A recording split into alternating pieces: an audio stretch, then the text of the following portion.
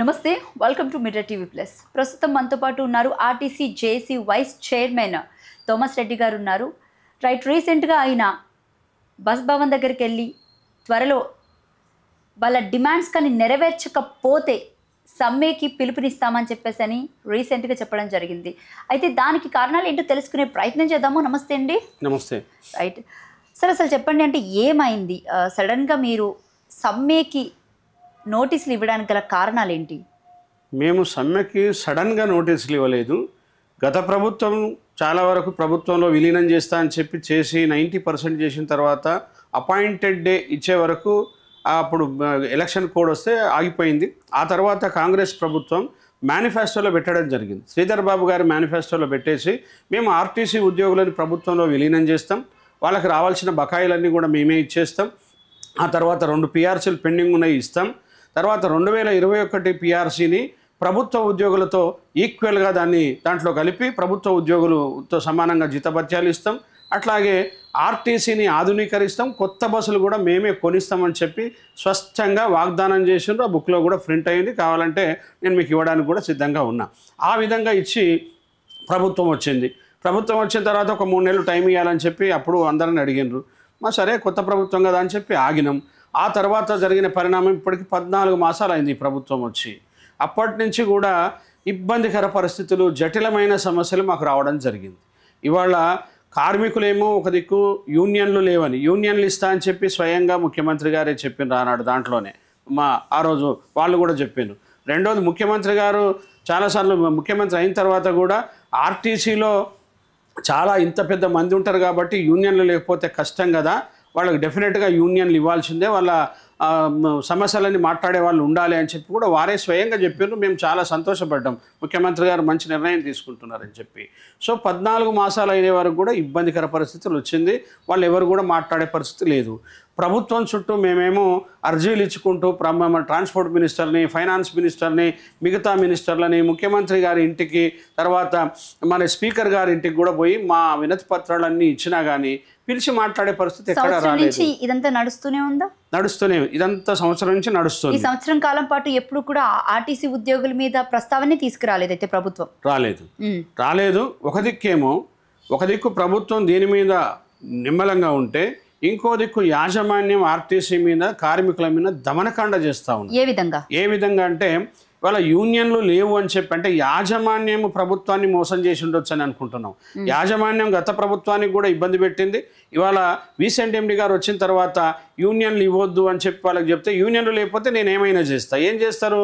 ఇవాళ MTW act ప్రకారంగా 3 షిఫ్ట్ల డ్యూటీలు ఉంటాయి ఆర్టీసీలో, 8 గంటలు పని చేయాలి. అట్లాంటి దాన్ని వీళ్ళు భయభ్రాంతులకు గురి చేసి 8, 12 గంటలు, 16 గంటలు, 18 గంటలు ఒక్కొక్కరితోటి రోజు పని చేపిస్తూ ఉన్నారు.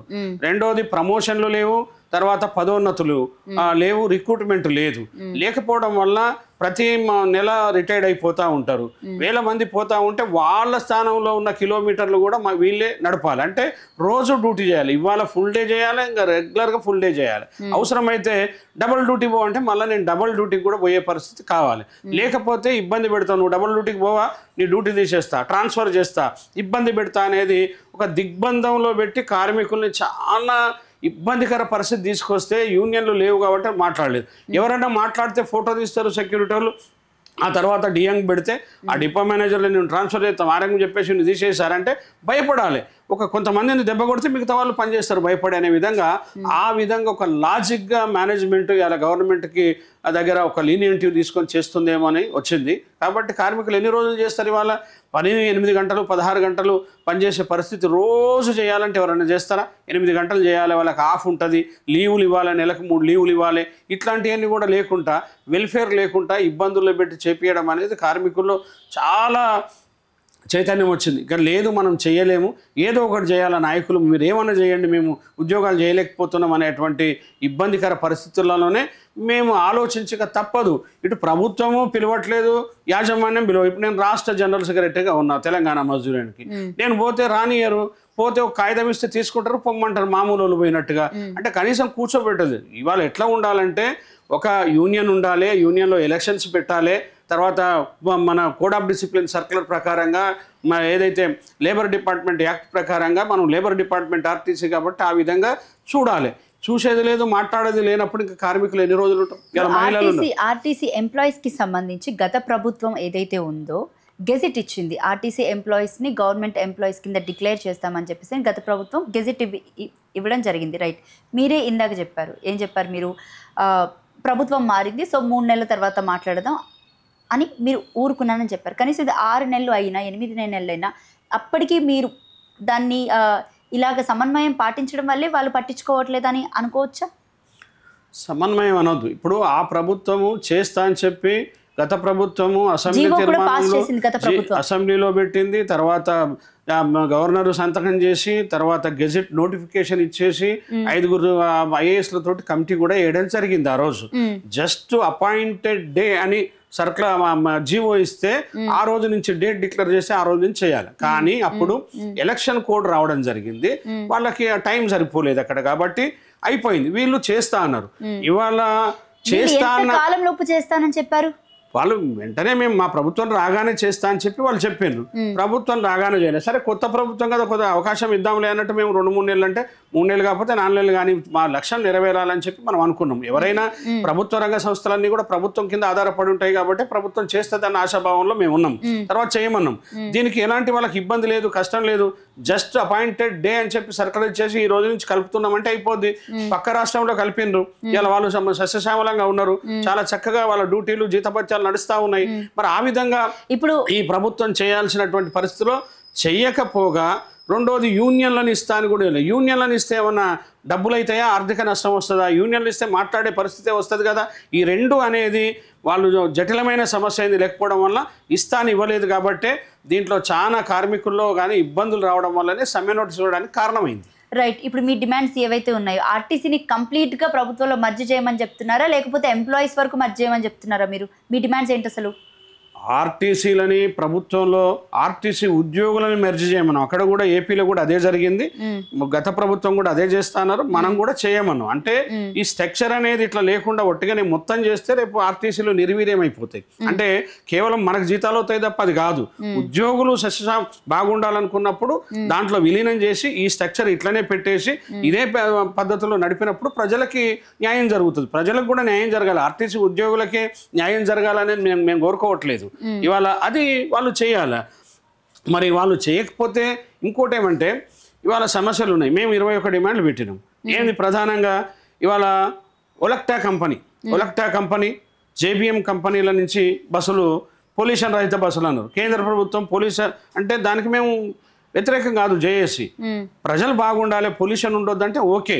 కానీ ప్రభుత్వం ఏం చెప్పింది, మేమే కొత్త బస్సులు కొనిస్తా అన్నది. ఇవాళ ఈ ప్రభుత్వానికి కూడా మేము కోరేది ఏంటంటే మీరు వాగ్దానం చేసిన ప్రకారంగా గత ప్రభుత్వంలో JNNURM బస్సులు వచ్చినప్పుడు ఆ ప్రభుత్వం మనకి ఇచ్చి దానికి రావాల్సిన రాయితీలు కూడా ఆర్టీసీకి ఇప్పించి కేంద్ర ప్రభుత్వం కూడా వాటా పెట్టి బస్సులు ఇప్పించిన పరిస్థితి గతంలో ఉన్నాయి. అన్ని ఎలక్ట్రిక్ బస్సులు వస్తే మీకు ఏ విధమైన నష్టం ఉంటుంది అసలు? ఎలక్ట్రిక్ బస్సులు వస్తే నష్టము అంటే పద్ధతి ప్రకారంగా వస్తే నష్టం ఉండదు.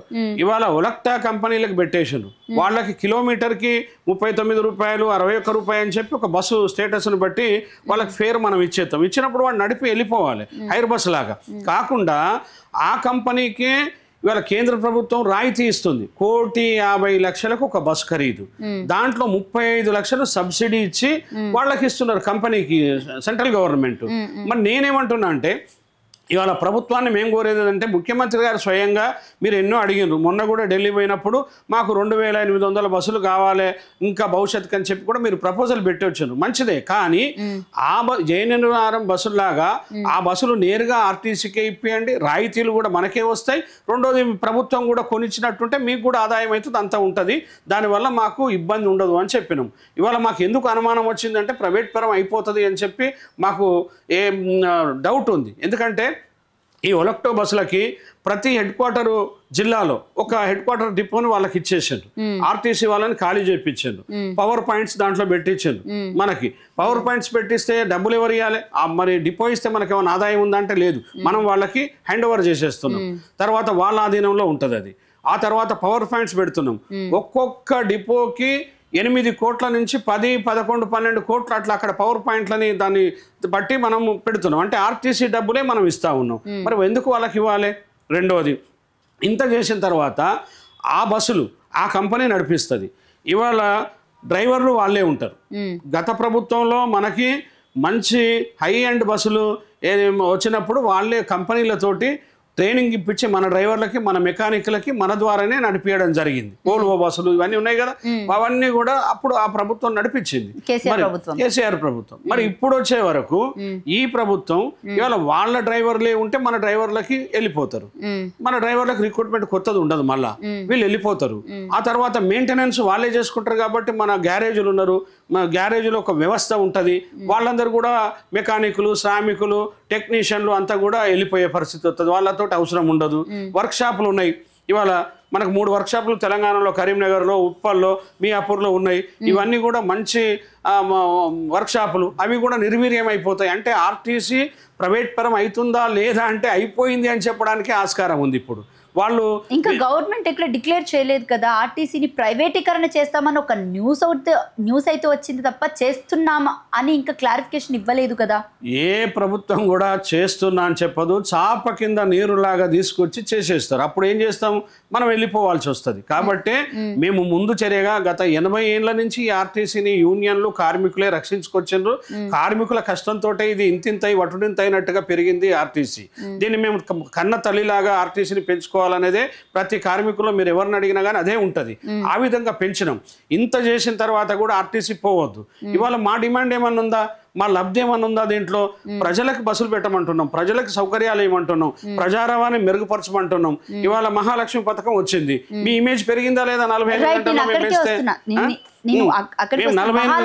మహాలక్ష్మి పథకం వల్ల ఆర్టీసీ నష్టాల్లో ఉందా, లాభాల్లో ఉందా? అసలు మహాలక్ష్మి పథకంతో ఓఆర్ పెరిగింది వాస్తవం, లాభాలని ప్రభుత్వం అంటుంది.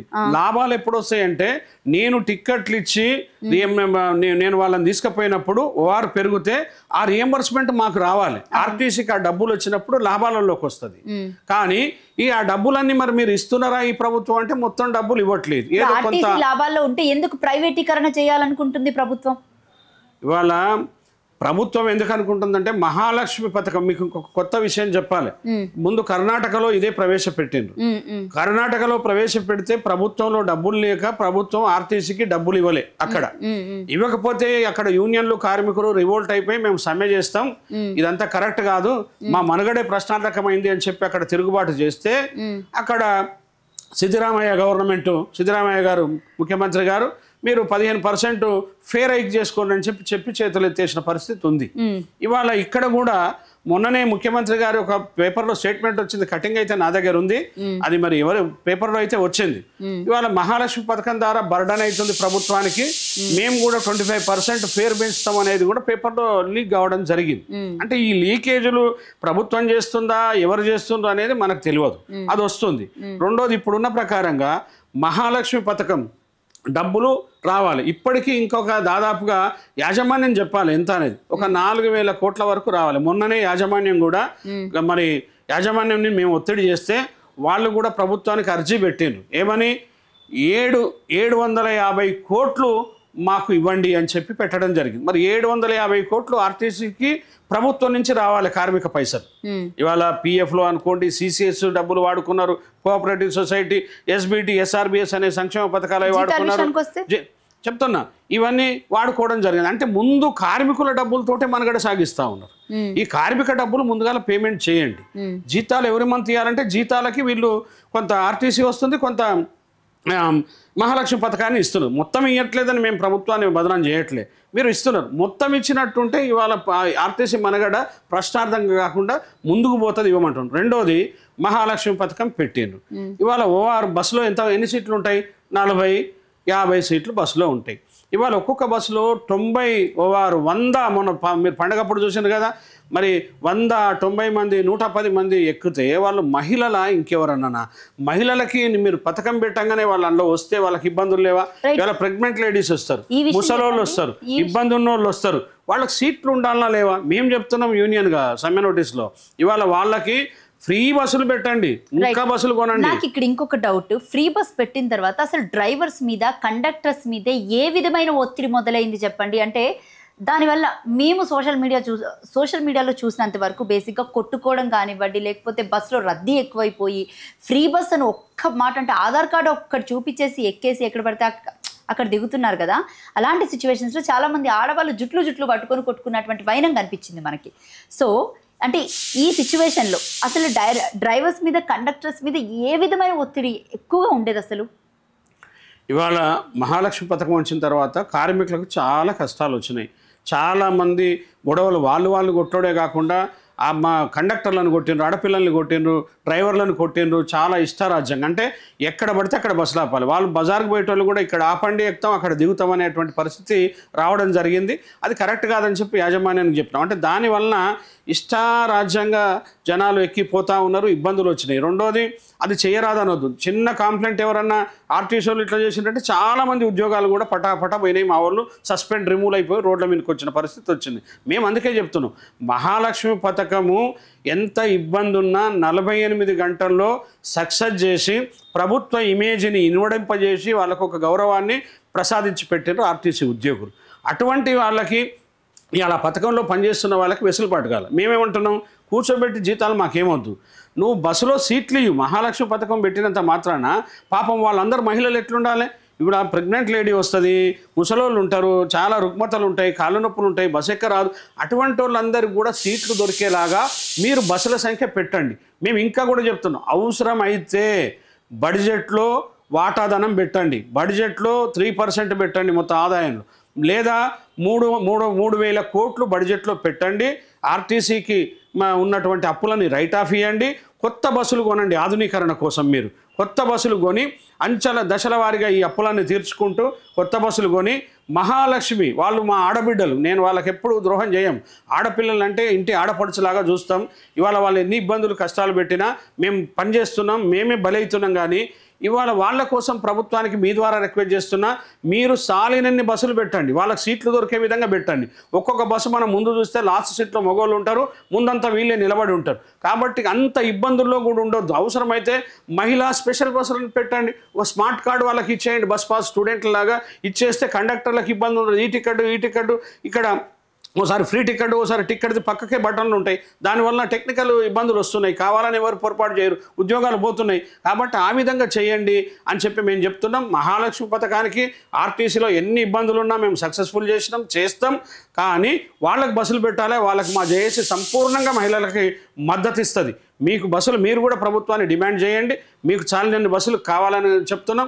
మగవాళ్ళు కూడా ఇబ్బంది పడుతున్నారు, ఇలా భయపడిపోతున్నారు, ప్రైవేట్లో పోతున్నారు, ఆర్టీసీ ఆదాయం పోతుంది. కాబట్టి వాళ్ళ కోసం కూడా వాళ్ళకి చాలినన్ని బస్సులు పెట్టాలనేది మేము చెప్తున్నాం. దానికి ఏం చేయాలి, ప్రభుత్వం రావాలి, ఉదాసీనంగా బస్సులు కొనిచ్చి ఆర్టీసీ ఇమేజ్ని పెంచి ప్రభుత్వ ఇమేజ్ని పెంచుకోవాలంటాం. దాని ద్వారా మాకేం లాభం వస్తుంది? కష్టం చేస్తున్నాం, జీతం తీసుకుంటాం తప్ప మాకేం రాదు. ఇలా ప్రభుత్వం, ప్రజలు బాగుండాలి, ప్రభుత్వం బాగుండాలి, ప్రభుత్వానికి పేరు రావాలని చెప్పి పనిచేసినప్పుడు కూడా ఇంకా సమ్మె నోటీస్ ఇచ్చేదాకా మమ్మల్ని తీసుకొచ్చి సాగనం పొద్దు అనేది చెప్తాము. రైట్. అయితే మరొక విషయానికి వస్తే కనుక, ఆర్టీసీ నష్టాల్లో లేకపోతే ప్రైవేటీకరణ ఎందుకు చేయాలి? ఇందాక నేను మిమ్మల్ని అడిగిన క్వశ్చన్. అయితే ఎలక్ట్రిక్ బస్సులు వస్తే ఆర్టీసీలు ఎందుకు మర్జీ చేయట్లేదు అసలు? ఇంకొకటి, ఆర్టీసీని నిజంగానే ప్రభుత్వంలో మర్జీ చేయాలి అనుకుంటే ప్రైవేటీకరణ ఎందుకు చేయాలి అనుకుంటున్నారు? ఇప్పుడు ప్రభుత్వాలు ఎట్లా ఉంటుందంటే, వీళ్ళకి మేము డబ్బులు ఎందుకు ఇవ్వాలి, ఎందుకు పెట్టాలని, అంటే అన్ని పథకాలు ఉన్నాయి, అన్ని డిపార్ట్మెంట్లకి చాలా వాళ్ళ వెసులుబాటు పథకాలు, వాళ్ళు పంపించిన రైతు బంధువులు అనుకోండి, రైతు బీమా అనుకోండి, ఇట్లా పెన్షన్లు అనుకోండి, మరి కోట్లాది రూపాయలు. ఒకవేళ ఆర్టీసీని ప్రైవేటీకరణ చేస్తే ఎంప్లాయీస్ పరిస్థితి ఏంటి? వాళ్ళని కూడా అంటే గవర్నమెంట్ ఎంప్లాయీస్గా డిక్లేర్ చేస్తారా, లేకపోతే వాళ్ళు కూడా ఇప్పుడున్న పరిస్థితి ఉంటుందా వాళ్ళది? ఇవాళ ప్రైవేట్ పరం ఆటోమేటిక్గా చేసేస్తే అందరు ఇంటికి పోవాల్సి వస్తుంది, సెటిల్మెంట్ చేసుకుంటే వెళ్ళిపోండి, మీకు వచ్చిన డబ్బులు ఇచ్చేస్తామని చెప్పి అంటారు. కాబట్టి అలాంటి సిచ్యువేషన్ కావద్దనే మేము సమ్మె నోటీస్ ఇవ్వడానికి కారణం అదే. ఇవాళ ప్రైవేట్ పరం చేయడానికి చాప కింద నీరులాగా వస్తుంది, ఒలక్టో బస్సులతో అనుమానాలు ఉన్నాయి, మీరు చెయ్యొద్దు. ప్రభుత్వమే ఇవాళ మీరు ఆ ఒలక్టో బస్సులను కూడా, ఎలక్ట్రిక్ బస్సులను కూడా మీరే కొని ఆర్టీసీకి ఇవ్వండి, ఆర్టీసీని బాగు చేయండి, ఆర్టీసీ వాళ్ళకి నమ్మకాన్ని ఇవ్వండి, ప్రజలకు భరోసా ఇవ్వండి అనేదే ప్రధానమైన డిమాండ్గా మేము పెట్టడం జరిగింది దాంట్లో. కాబట్టి ఇది ఎట్టి పరిస్థితుల్లో 80 ఏళ్ళ నుంచి ఆర్టీసీని కార్మికులు కాపాడుకున్నాం. మీకు తెలుసు, ఇవాళ ఏ ప్రభుత్వం ఉన్నా ఆర్టీసీలో సుదీర్ఘ సమ్మెలు జరిగినాయి.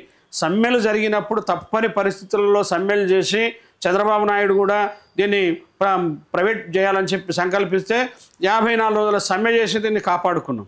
తర్వాత కాంగ్రెస్ ప్రభుత్వంలో సమ్మె జరిగింది, టీఆర్ఎస్ ప్రభుత్వంలో కూడా మేము పెద్ద ఎత్తున సమ్మె చేసినాం, ఆర్టీసీ బాగుండాలని చెప్పి వాళ్ళు కూడా చాలా వరకు చూసుకుంటూ వచ్చారు. అట్లాగే ఈ ప్రభుత్వం కూడా మేము సమ్మె చేసుడు సరదా కాదు, ఇవాళ సమ్మెకు అంటూ కార్మికులు వస్తే దిగరు. తప్పని పరిస్థితుల్లో దిగ్బంధంలో పిల్లిని రూమ్లో వేసి కొడితే లాస్ట్కి ఎట్లా తిరగబడుతుందో కార్మికులు అట్లా తిరగబడే పరిస్థితి తీసుకొచ్చిండ్రు. దిగ్బంధంలో కార్మికులను పెట్టిండ్రు, ఆర్థికంగా ఇబ్బందులు పెట్టిండ్రు, జీతాలు లేవు, పిఆర్సీలు లేవు, సొసైటీ డబ్బులన్నీ వాడుకున్నారు. అట్లాగే ఇవాళ ఒలక్టో బస్సులతోటి ఉద్యోగాలు పోయే పరిస్థితి, రిక్రూట్మెంట్ లేదు, ప్రమోషన్లు లేవు. ఇవన్నీ కూడా అన్ని డిపార్ట్మెంట్లో ఉన్నప్పుడు వీళ్ళు చేయాలి. ఇచ్చిన వాగ్దానం కాంగ్రెస్ పార్టీ కూడా ఉంది. ఇవాళ మీరు అన్నీ కూడా మేనిఫెస్టోలో పెట్టారు. మీరు మేనిఫెస్టోలో పెట్టినవన్నీ కూడా రోజుకొక పథకం ఇంప్లిమెంట్ చేస్తున్నారు కదా. మరి ఇలా ఆర్టీసీది ఎందుకు చేస్తలేరు? 14 మాసాలైనా ఎందుకు పిలుస్తలేరు? యూనియన్లకు ఎన్నికలు ఎందుకు పెడతలేరు?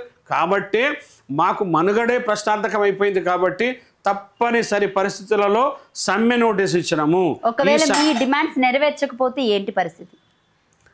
ఎప్పుడు కానీ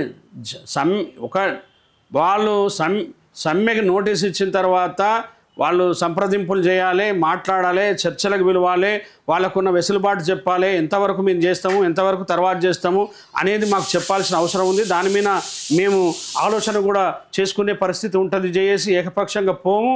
కానీ ఇక మూర్ఖంగా సమ్మె నోటీస్ వీళ్ళు ఇస్తారా అని చెప్పి అనచడానికి ప్రయత్నం చేస్తే తిరుగుబాటు తప్పదు, సమ్మె అనివార్యమవుతుంది. ఇదివరకు కూడా సమ్మెకు పోయిన సందర్భాల్లో ఎప్పుడు కూడా యూనియన్లు వెనకకు రాలే. రెండోది ఆర్టీసీలో కొంతమంది వేరే ప్రగల్భాలు చెప్తారు, యూనియన్కి సంబంధం లేనోళ్ళు, యూనియన్లో నాయకులు లేనోళ్ళు. ఇవాళ పోయి ట్రాన్స్పోర్ట్ మినిస్టర్ని ఎవరినో కలిసి ఆ యూనియన్ ఇట్లా, ఈ యూనియన్ ఇట్లా కొంత రాలేదంటున్నారు. అదేం కాదు. ఆర్టీసీలో ఇష్టం ఉన్నా లేకున్నా అన్ని సంఘాలు కలిసి పనిచేసిన చరిత్ర 80 ఏళ్ల చరిత్ర. ఇప్పుడు కూడా ఏం చేయట్లేదు, లేకపోతే రేవంత్ రెడ్డి సర్కార్ చేయట్లేదా? కాంగ్రెస్ పార్టీ అంటే రేవంత్ రెడ్డే కదా. రేవంత్ రెడ్డి ముఖ్యమంత్రి గారు మేము ఇది చేస్తామని చెప్పే కదా దాంట్లో పెట్టి వచ్చింది వాళ్ళు. కాబట్టి కాంగ్రెస్ పార్టీని అనొచ్చు, ముఖ్యమంత్రి అనొచ్చు. మనం ముఖ్యమంత్రిని, తెలంగాణ ప్రభుత్వాన్ని నమ్ముకొని వాళ్ళ మాటల కోసమే పనిచేసినాం. కాబట్టి తెలంగాణ ప్రభుత్వం తప్పకుండా బాధ్యత వహించాలి, చెయ్యాలి, వాళ్ళు ఇచ్చిన మాట నిలబెట్టుకోవాలని మేము చెప్తా ఉన్నాం. కాబట్టి మాట నిలబెట్టుకోకపోతే నమ్మించి గొంతు కోసినట్టేనా? నమ్మించి ఇవాళ నమ్మించి గొంతు కోసినట్టు అనొచ్చు, ఇంకా వేరే అనొచ్చు. కాబట్టి నమ్మకం వమ్మైపోయినప్పుడు తిరుగుబాటు తప్పదు. డెఫినెట్గా సమ్మె అనివార్యమైతే, సమ్మె అనివార్యమైతే అది ఏదైనా ఉంటుంది, మంచి అయినా చెడ్డైనా కార్మికులు తిరుగుబాటులో ఉంటారు. సమ్మె అనివార్యమవుతుంది. కాబట్టి నేను మీ ద్వారా వాళ్ళకు కోరుకునేది ప్రభుత్వానికి ఏంటంటే సమ్మె దాకా తీసుకురావద్దు.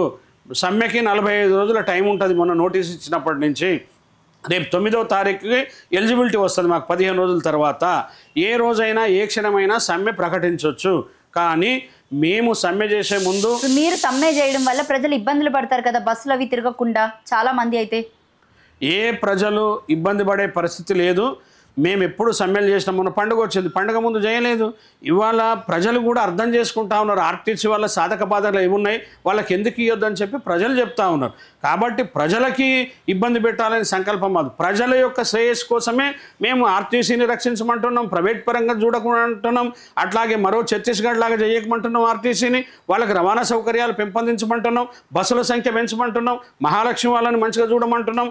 అట్లనే ఆర్టీసీని రక్షిస్తే మీ ఇమేజ్ పెరుగుతుందని చెప్పి ప్రభుత్వానికి చెప్తున్నాం. కాబట్టి ఇవాళ ప్రజలందరూ కూడా మద్దతు ఇస్తారు. కాబట్టే చివరిగా మీకు ఏంటంటే ఇవాళ మేము సమ్మె చేసే ముందు మా ఆనవాయితీ మేమందరూ జాతీయ సంఘాలతోటి మాట్లాడతాం, జాతీయ నాయకులతోటి రౌండ్ టేబుల్ సమావేశాలు పెడతాం, ప్రతిపక్ష పార్టీలతోటి మాట్లాడుకుంటాం.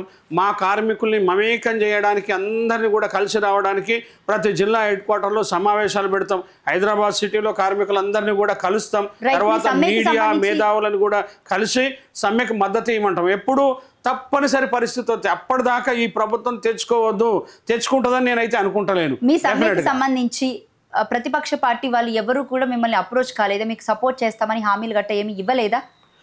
మేము ఇప్పటి వరకు సమ్మె నోటీస్ ఇచ్చి 2 days అయిపోయింది. ఇంకా మేము ఎవరిని కలవాలనే సంకల్పంతో ఉన్నాం. ఈరోజు పోవాలని చెప్పి మేము మీటింగ్ కూడా మాకుంది. దాంతో మేము ఒక యాక్షన్ ప్లాన్ పెట్టుకొని వాళ్ళని కలవాలి. మేము మర్యాదపూర్వకంగా ఇలా ప్రజా సంఘాలను కలవాలి, జాతీయ సంఘాలతోటి మేము సుందరయ్య భవన్లోనో ఎక్కడో రౌండ్ టేబుల్ సమావేశాలు పెట్టుకొని వాళ్ళని మద్దతు అడగాలి. అట్లాగే రాజకీయ పార్టీలందరికీ కూడా పోయి మెమరాండం ఇవ్వాలి. ఇలా అన్ని పార్టీలను కలుస్తాం. ఎన్ని పార్టీలు తెలంగాణలో అన్ని పార్టీలని కలిసి మాట్లాడతాం. ఆ తర్వాత మా కార్మికులను కూడా మమేకం చేస్తాం. అందరు కూడా కలిసి వస్తారు. రెండవది ప్రభుత్వం కానీ యాజమాన్యం కానీ తప్పుడు మాటలు చెప్పినటువంటి ఎవడన్నా పిచ్చి నాయకులు ఉంటే అటువంటి వాళ్ళు మాటలు పట్టుకుని అపోహలేకపోతే ఇబ్బంది పడతారు. కార్మికులంతా ఏకదాటి మీద ఉన్నారు. జేఏసీ 6 సంఘాలు బలమైన సంఘాలంతా వన్ సైడ్గా ఉన్నాం. మొన్ననే మీరు చూసిండ్రు, సమ్మె నోటీస్ ఇచ్చినప్పుడు తండోపతండాలుగా 1000 మంది అక్కడికి రావడం జరిగిందంటే కార్మికుల ఇంట్రెస్ట్ లేకుండా ఏం జరగదు. కార్మికులకు ఇబ్బందులు కష్టాలు వచ్చినాయి. ఎలక్ట్రో బస్సులో ఒక పిడుగుపాటి వార్తలాగా వచ్చింది. ఇవన్నీ రావాల్సిన బకాయిలు రాలే, తిండికి లేకుండా మా పైసలే ఆర్టీసీ మనుగడకు వాడుకుంటుంది కాబట్టి తిరుగుబాటు వచ్చింది. ఇవన్నీ పెద్ద మనసుతోటి చర్చలు జరిపి ముఖ్యంగా యాజమాన్యం మీ ద్వారా రిక్వెస్ట్ చేస్తున్నా, యాజమాన్యం వెంటనే ఇప్పటిదాకా చేసింది గత వాస్తవాలు మీరు గవర్నమెంట్కు చెప్పండి. గవర్నమెంట్ ట్రాన్స్పోర్ట్ మినిస్టర్కి బాధ్యత ఉంది. గౌరవ ట్రాన్స్పోర్ట్ మినిస్టర్ వెంటనే యాజమాన్యంతో సరైన రిపోర్ట్ తెచ్చుకొని రివ్యూ చేసి ప్రభుత్వానికి ముఖ్యమంత్రి గారికి విన్నవించి జేఏసీని నాయకులను పిలిపించి చర్చలు చేసి సమ్మె కాకుండా కాపాడి ఈ సత్వరంగా మా న్యాయబద్ధమైనటువంటి సమస్యల్ని మీరు ఎంతవరకు చేస్తారు, ఏం చేస్తారు, చర్చల ద్వారా ఏదైనా మేము కూడా ఆలోచిస్తాం. మీరు ఏదైనా చెప్పినప్పుడు డెఫినెట్గా జేఏసీ కూర్చొని ఆలోచించి మేము చెప్పడానికి ఆస్కారం ఉంటుంది. కాబట్టి ఇలా ప్రపంచ దేశాలలో యుద్ధాలు జరిగినా యుద్ధం తర్వాత అయినా ముందైనా చర్చలతోటే ఫైనల్ అయిపోయింది. కాబట్టి చివరిగా చర్చలు ఫలవంతం అయ్యే విధంగా మీరు యాక్షన్ తీసుకోండి. సమ్మె దాకా మమ్మల్ని పోనీయకండి. నిజంగానే సమ్మెకి పోవాల్సి వస్తే మాది కాదు పరిస్థితి. ఇలా యాజమాన్య వైఫల్యం అవుతుంది, ప్రభుత్వ వైఫల్యం అవుతుంది. కాబట్టి సమ్మె చేయాలనే సంకల్పంతో మేము ఇవ్వలే. సమస్య పరిష్కారం కావాలి. మాకు ఒకటే, ఇవాళ సంస్థ పరిరక్షణ, సమస్యల పరిష్కారం, కార్మిక సంక్షేమం ఇవన్నీ కావాలన్నదే మా దృక్పథం. ప్రజలకు మేలు జరగాలి, రవాణా సౌకర్యాలు పెంపొందించాలని చెప్పి చేస్తున్నాం. కాబట్టి యాజమాన్యం పెద్ద మనసుతోటి ముఖ్యమంత్రి గారు నోటీస్ ఇస్తారా అని చెప్పి కన్నెర్ర చేయొద్దు మా మీద. దీని మీద ఏదో ఇబ్బంది పెట్టాలని అనుకోవద్దు. మీ మీద కుట్రతోటి కాదు, మాకు వ్యతిరేకం కాదు. మాకు పార్టీలతోటి యూనియన్లకు మేము కూలి సంఘం నాయకులం. మాకు ఏ పార్టీలో సభ్యత్వాలు లేవు, రాజకీయ పార్టీలతో మాకు సంబంధాలు లేవు. ఏ ప్రభుత్వం ఉంటే ఆ ప్రభుత్వం దగ్గరికి పోయి ఆర్టీసీని బాగు చేయమని అడిగే బాధ్యత ఉంటుంది. కాబట్టి మీ దగ్గరికి వచ్చినాం, గత ప్రభుత్వాల దగ్గరికి పోయినాం, మీ దగ్గరికి వచ్చినాం. కాబట్టి పెద్ద మనసుతోటి మా బాధక సాధక బాధల మీద రివ్యూ చేసి న్యాయం చేస్తారని చెప్పి చేయాలని చెప్పి మీ టీవీ ద్వారా ముఖ్యమంత్రి గారికి విన్నవిస్తా ఉన్నాం.